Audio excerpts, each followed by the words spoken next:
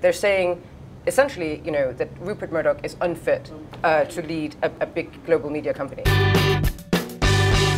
Welcome to Newsbeast with the latest on the Murdoch inquiry in Parliament. Louise, you've been following this very closely. We've got the report, blisteringly worded, but what's the actual impact behind the strong wording? Well, I mean, it's really interesting because, as you say, it's a bombshell, this report from the Select Committee in Britain.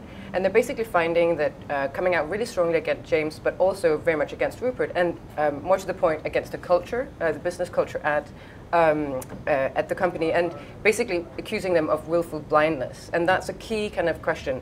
They're saying, essentially, that Rupert Murdoch is unfit to lead a big global media company. Well, and that terminology, unfit, actually has legal or regulatory implications specifically in England. Absolutely, because the Ofcom, the regulator who is regulating the B-Sky-B license, might actually revoke the license on the basis of this report today. So it could have huge implications for the company. That's sort of worst case scenario for News Corp, that this thing that happened in the newspaper wing of the company, which is not really that material to their bottom line, could now sort of it already prevented them from getting full control of B-Sky-B, and in theory that very deliberately worded barb at Murdoch could force them to get rid of the 40% share that they already have, and that really does matter. And it matters to their bottom line. And right. What would that process look like? Because there's a history of governmental inquiries being strongly worded but toothless when it comes to which to me has been the funniest thing to observe about this whole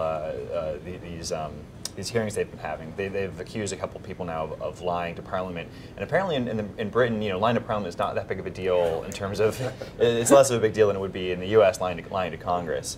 They're really strongly worded, and then it's not really quite clear what happens. It's just frowned upon. Yeah, it's just not sporting.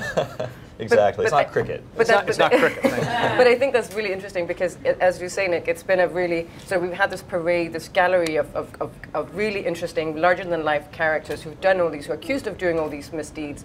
But actually, what happened today could be the most damning, and it's not so much about individual wrongdoing, but it's more about a culture, and of course, James and Rupert in especially overseeing sort of a culture that's somehow rotten. Because, and to the point, I mean, they were not able to prove conclusively any smoking guns about knowledge. Instead, the condemnation was towards the culture and the specific condemnation of Rupert with this language about fitness.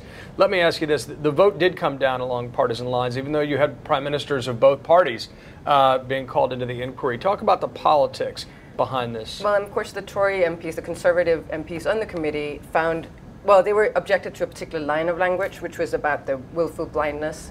But in general, they came out along the lines of also the Labour and Lib Dem MPs and said, there was this culture. It was just a specific line that was very pointed at Rupert Murdoch that they objected to. And I think you're going to see a political fallout here. I mean, I think this is going to be very uncomfortable for David Cameron, the Prime Minister, because his MPs essentially sort of defended Rupert Murdoch, and that's a very uncomfortable position for David Cameron to be in. Yeah. Just, I don't know, British political parties, I think that's a bit into the weeds for American observers, and the main thing is just this blistering language. It is. But the blistering language, you think that is the main event? It is not just... it's an incredible headline. And again, I mean, Murdoch is so good at skating out of harm's way that, it's way too premature to say that this is some, that he's going to, I don't know, have to step down or something. But yes. It's bad news. Well, to Nick's point about a headline, I mean, one of the interesting implications is Rupert Murdoch has been one of the few people to continue to invest in newspapers. Mm-hmm. Whether you say it is a personal belief, whether it's a remnant of his the world he grew up in, but he's continued to invest in papers, and that is unique. So what are the potential implications for the other properties, particularly the newspapers? Because in part, even though this inquiry was focused on the Murdochs, it is also about a culture on Fleet Street, and I don't know how much that was investigated as well, how much these practices, which were perhaps not explicitly illegal but certainly unethical, were widely replicated across Fleet Street. Right.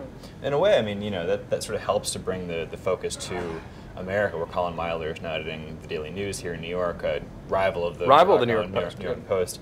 And that, from News Corp's perspective, that's actually slightly helpful, and that it broadens it beyond just their company. If Myler was one of these sort of disreputable Fleet Street guys, and now he's running, a pitted New York Post arrival, does that mean that everyone was doing this and they're simply the ones getting called on the carpet for it? All right. Final word? Bombshell. Fleet Street shenanigans. Fleet Street shenanigans. Yes. Fallout. That's all for us from Newsbeast. We'll see you tomorrow.